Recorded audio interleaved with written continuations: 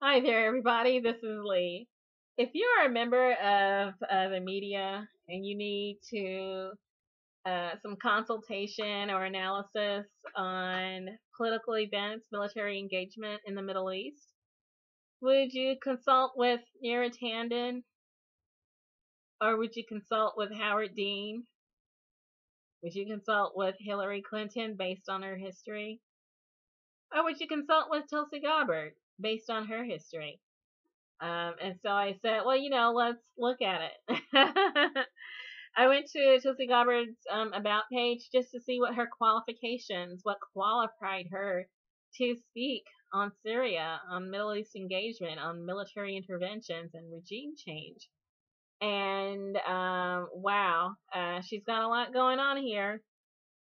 She's been in the Hawaii State Legislature. She entered that when she was just 21 years old, being one of the youngest elected in that state. She joined the Army National Guard and served. And then she actually volunteered to deploy with her soldiers, her fellow soldiers. And she became the first state official to voluntarily step down from public service in order to serve in a war zone. And so she did 2 tours of duty in the Middle East. She was a major in the Army National Guard. And then she did a tour in Iraq. She was a part of the Field Medical Unit. And she was awarded the Meritorious Service Medal at the end of her tour. And so in between her 2 tours, she worked for Senator Daniel Akaka. And then she also graduated from Accelerated Officer Candidate School at the Alabama Military Academy. And so she was the first woman to finish as a distinguished honor graduate in the Academy's 50-year history. She was commissioned as a second lieutenant and again assigned to the 29th Brigade Special Troops Battalion at the Hawaii Army National Guard. And she was also military police. And so she continued to work for Senator Akaka, and then she again voluntarily deployed with her unit to the Middle East. And so she also was a primary trainer for the Kuwait National Guard.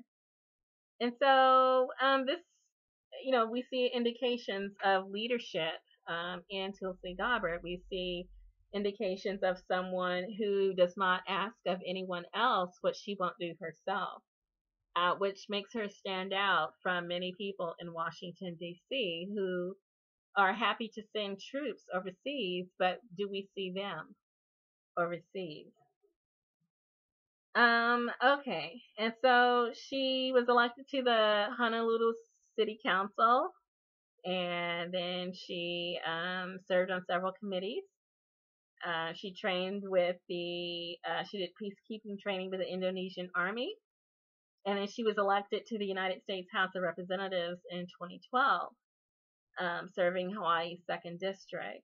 And so she was reelected and then reelected. And it's likely she'll be reelected again in 2018, even though it seems like some people would, outside of her district, would want to target her for a primary. And so she is one of the first 2 female combat veterans to ever serve in the United States Congress.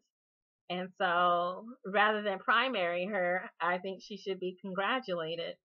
Don't hate, congratulate. Okay, so she's in her 3rd term of Congress. And so she's got a lot of real world experience.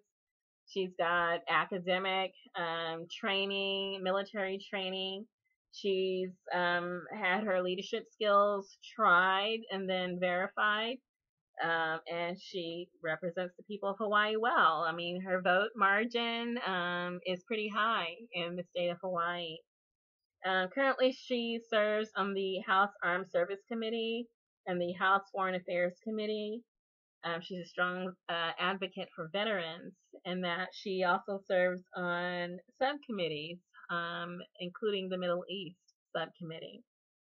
And so, again, we get to the question of, okay, Who should be providing strategy and analysis on the Syrian conflict? Someone who's actually served in the Middle East, who's been a combat veteran of actions in the Middle East, someone who's done investigative research in the Middle East, and particularly in Syria, someone who's exhibited leadership, or Neera Tanden, or Howard Dean, or Hillary Clinton.